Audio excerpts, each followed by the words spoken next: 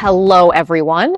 My name is Dr. Yonit Arthur. I'm an audiologist and coach. You're on the Steady Coach. Today is part one of a two-part video on how you can recover from medically unexplained visual symptoms. This is what on my channel I would refer to as neural circuit visual symptoms. This simply means that you have chronic visual symptoms that are disrupting your life and don't have a clear medical cause or explanation or a disease process that tells you why you have chronic symptoms. So this video is for those of you who've already been medically cleared and nothing has really been found that can be treated or that fully explains why you have these disruptive chronic visual symptoms. For the purposes of these two videos, I'm going to divide visual symptoms into two categories, although they do overlap a bit. The first category is visual symptoms that are reactive to triggers. This would include sensitivity to screens or scrolling, which I know many of you suffer from. This would also include those of you who have trouble with patterns, with crowded spaces, with very large spaces or very small spaces, or who have trouble tracking moving objects, or who have blurry vision when you move your head. The second category is non-reactive visual symptoms. These are symptoms that still may go up and down depending on what you're doing, but basically exist in the background all the time and show up consistently when you're in various environments. So this would include symptoms like visual snow, like sensitivity to light, like seeing after images or trails or halos, or just general blurry vision, or seeing things in a distorted way or a tilted way. Now, I'm going to be talking about these symptoms somewhat separately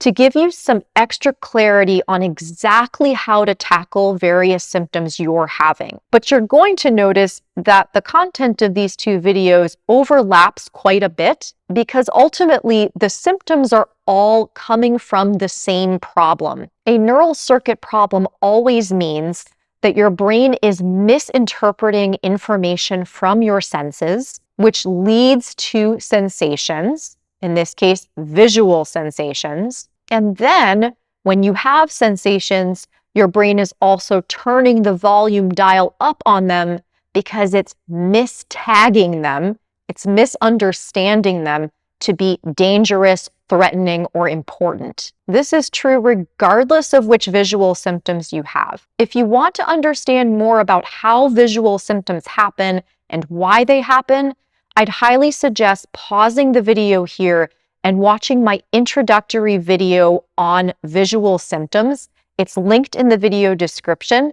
If you don't see the video description, just look under this video and click the More button to see the links. So here in part one of this video, we're going to talk all about reactive symptoms and how to deal with those. And in the second video, part two, we're going to be talking about non-reactive symptoms and how to deal with those. With reactive symptoms, we're dealing with a classic neural circuit symptom. What's happening is your brain is misunderstanding information from your senses because of a perception of threat. Your brain is cranking up the volume on those sensations. This leads to more fear, anxiety, and perception of threat. You're also starting to avoid things that are causing this because it's distressing. And somewhere in there, other stressors from your life are feeding this cycle and causing your brain to be even more sensitive than it otherwise would be. So those three elements, the fear and threat perception around symptoms, the avoidance of things that bring on symptoms, and the stress that feeds into brain sensitivity are all things you need to address to get better from reactive symptoms. Again, this includes all of you out there who are dealing with issues looking at screens, whether that's for work or for enjoyment, or have trouble scrolling on your phone. This includes those of you who go to grocery stores and find yourself completely overwhelmed by all the visual information around you, especially perhaps when you're walking through supermarket aisles and there's a lot of stuff in your visual field. This includes those of you who find yourselves overwhelmed when you go into malls or very large spaces with lots of people.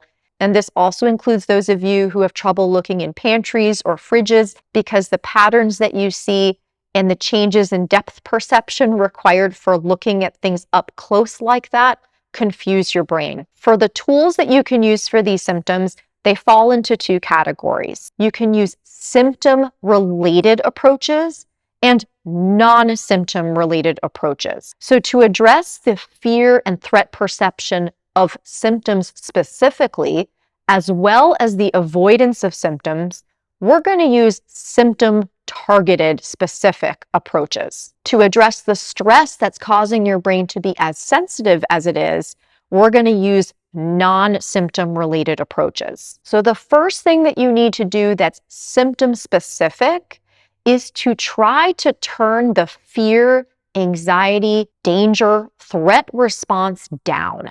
And those are both automatic and non-automatic. So some of the things you're actively doing, say constantly Googling your symptoms, constantly worrying actively about your symptoms or talking about them, those are making fear, anxiety, and threat response go up. But some of these reactions are totally automatic and out of your direct control. You may find when you're trying to scroll on your phone, for example, that you immediately have a fear response or an anxiety response or just a very uncomfortable sensation come into your head or your eyes or somewhere else in your body. Again, that's not really associated with thoughts. So for the behavioral stuff, it's pretty easy to change. You just want to look honestly at the things that you're doing that are making your fear go up and just stop doing them. Stop Googling, stop spending a ton of time researching your symptoms, stop spending time reading about your symptoms or talking about your symptoms all the time,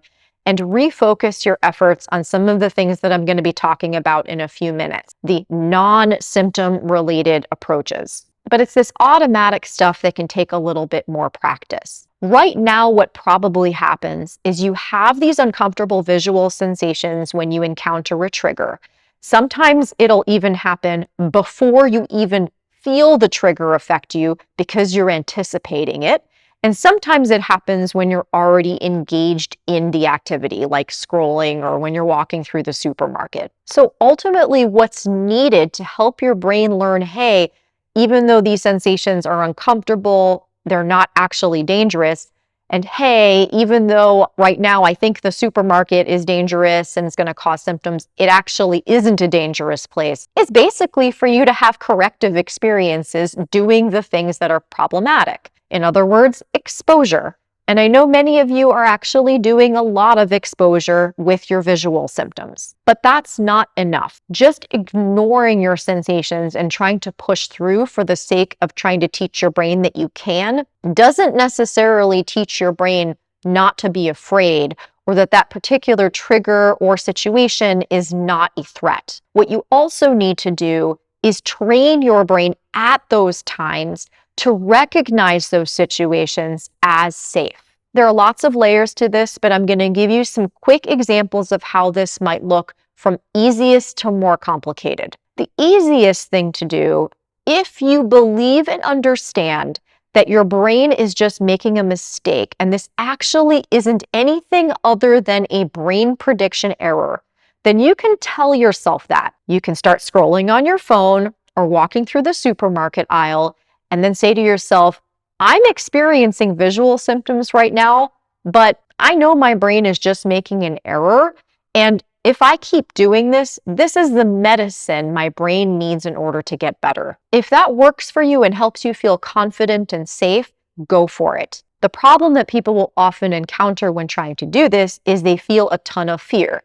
And then they hear my voice in their head saying something like, you're supposed to reduce your fear. And then they're like, oh my gosh, I'm making it worse because I'm afraid and I can't stop being afraid. What do I do? So this is where a technique like somatic tracking comes in, where you say, okay, I'm trying to slow down and notice my sensations right now. So here I am on my phone, I'm scrolling and I'm noticing those sensations building up. And rather than try to push them away or power through or put my phone down, I calmly notice them or maybe fearfully notice them. You don't have to force calmness, but you notice what's going on, you slow down, you notice whatever sensations or responses you have going on in your body right now, and you allow them to be there. You can see why this is something you're going to want to start by practicing on an activity that's relatively low stakes. So for those of you who are having trouble with screens at work, for example, this is not something that you're going to just out of the gate be able to do for 8 hours a day when you're under pressure. This is something you want to maybe start by practicing when you're not doing work that's really important or that's under time pressure. Not because you can't get there, but because you're trying to build this skill of being able to notice your sensations more neutrally and be a bit of an observer about your own responses. Yes, I notice fear. Yes, I notice this feeling in my stomach. I don't have to like it, but it's not all that I am. That's a really useful way to think about it. And things can get a little more complex from there. You've probably heard me reference elsewhere on my channel that you can think of some of the reactions that you're having as a part of you. So a part of you may be feeling very frustrated about the visual sensations you're having. A part of you may be putting pressure on you to get back to work. A part of you may be judging you for not being able to buy groceries. And there are lots of different ways to do this. But ultimately, what you're trying to do is build a relationship between yourself and the reactions. You're not necessarily trying to stop them. Just like you can't stop thoughts. I don't know if you've ever tried, but it doesn't work. You can't stop feelings. You can't necessarily stop reactions, but you can certainly change your relationship to those reactions. And in time, that helps you master them. That's what you're trying to learn here. Now, why are you doing all this? To remind you, it's not because somehow magically when you master your frustration and stop being afraid of symptoms, poof, the symptoms will go away. It's in combination with also understanding that this is breaking a cycle of symptoms that is merely because of a prediction error. Many of you have asked, hey, Yonit, I've been pushing through my symptoms for years and I'm not afraid of them anymore. Why haven't they gone away? Often the answer is very simply, you didn't expect them to go away or know that they could. But that leads me to that second category of tools that I mentioned earlier. The second category of tools is the non-symptom related approaches. And this is extremely important for those of you with these reactive visual symptoms. I get asked about reactive visual symptoms all the time. And people get very distressed and frustrated with these, I know, because they're very, very intrusive and they wreak havoc on your lives, especially nowadays when you really do need to be able to access a screen to function as a human being in society. But another rule of thumb is that the more you struggle against a specific sensation, the more likely it is that your brain's going to keep it around. Because again, what keeps chronic symptoms going is a cycle of fear, threat response, etc. Because again, what keeps symptoms going is this threat response that your brain thinks something is important and threatening. So if you're constantly hyper-focused on these symptom-specific approaches that I was just talking about, including exposure, somatic tracking, etc., you are fighting the symptoms, and that actually can send your brain the wrong message. This is why these other tools that are non-symptom specific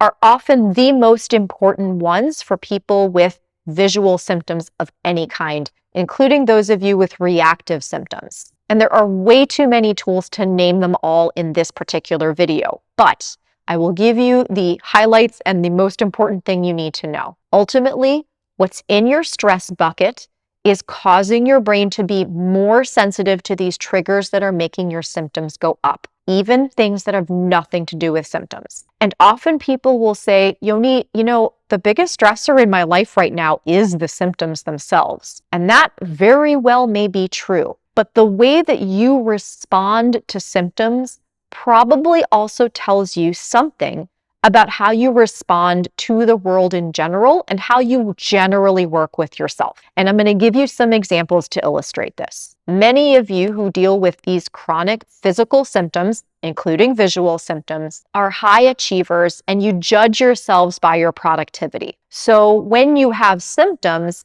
that particular way of relating to yourself and your stressors is certainly cranked up to 100 because now you have symptoms and you can't be as productive. But the fact is, you've been driven by this achievement-oriented mindset and this drive toward productivity for a lot longer than you've had symptoms. And that probably tells you something about how you see your worth as a human being. Another example, let's say you're in a bit of a rocky relationship with someone close to you. That relationship may be even more rocky or maybe less rocky, I don't know, depends on the circumstances when you have symptoms, but the rocky relationship between you and this other person existed before the symptoms. All this to say that symptoms like chronic visual symptoms can reveal the cracks in your foundation and shine a big spotlight on those things. And your job in getting better from visual symptoms like these is to figure out what cracks